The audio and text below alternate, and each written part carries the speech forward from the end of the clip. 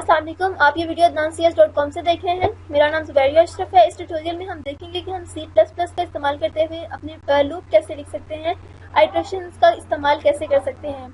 हम लूप का इस्तेमाल इसलिए करते हैं ताकि हमारी जो हमें कोड ऑफ चंक्स को कोड्स बार बार ना लिखने पड़े, हमें कोड को लिखने में आसानी हो जाए, बार बार हमें रिपीटेड कोड ना लिखना पड़े।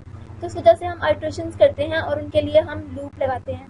छोटे से एग्जाम्पल के साथ हम वाइल और डू वाइल लूप को समझते हैं। इस ट्यूटोरियल में पहले हम वाइल लूप को देखते हैं, फिर डू वाइल लूप को देखेंगे। और वाइल और डू वाइल लूप में कोई डिफरेंस नहीं है, लेकिन एक छोटा सा जो डिफरेंस है वो भी एग्जाम्पल में करते करते आपको क्लियर हो जाएगा। तो अभी देखते हैं, वाइल लूप से स्टार्ट करते हैं।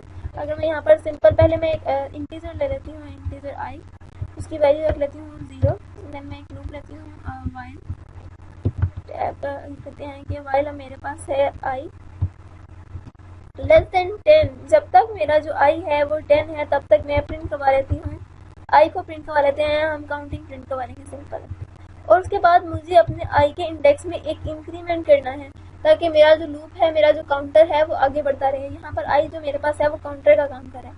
अब अगर इसको मैं रन करूँगी तो हम देखेंगे कि हमारे पास काउंटिंग प्रिंट हो जाएगी।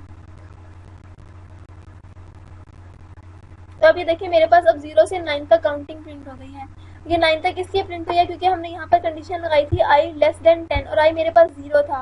तो वो जब 10 से लेस पहुंचा तब तक वहाँ पर 9 था, इस वजह से यहाँ पर 9 तक आया है, 9 तक काउंटिंग आई है। अगर मैं यहाँ पर इक्वल टू भी लिख देती कि आई लेस देन इक्वल टू 10 तो मेरे पास यहाँ पर 10 भी प्रिंट हो जाता है।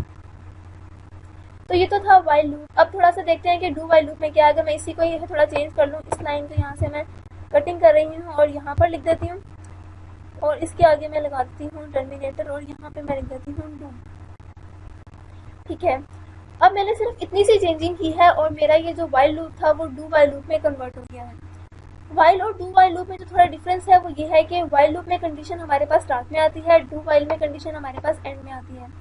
वाइल लूप में हमारे पास कंडीशन के बाद टर्मिनेटर नहीं आता, लेकिन डू वाइल लूप में हमारे पास कंडीशन के बाद टर्मिनेटर आता है। वाइल लूप में सबसे पहले कंडीशन चेक होती है और उसके बाद ही वो आउटपुट आती है, लेकिन डू वाइल में सबसे पहले एक आउटपुट तो लाजमी प्रिंट होती है, उसके बाद से ही आगे लूप स्टार्ट होता है। और यानी कि एक जो है एंट्री या एक आउटपुट लाजमी आती है डू वाइल में, काउंटर एक आगे बढ़ता है क्योंकि हमारे पास पहले कंडीशन चेक नहीं होती है, बाद में चेक होती है। तो अब अगर इसको मैं रन करती हूँ तो अब हम देख लेते हैं।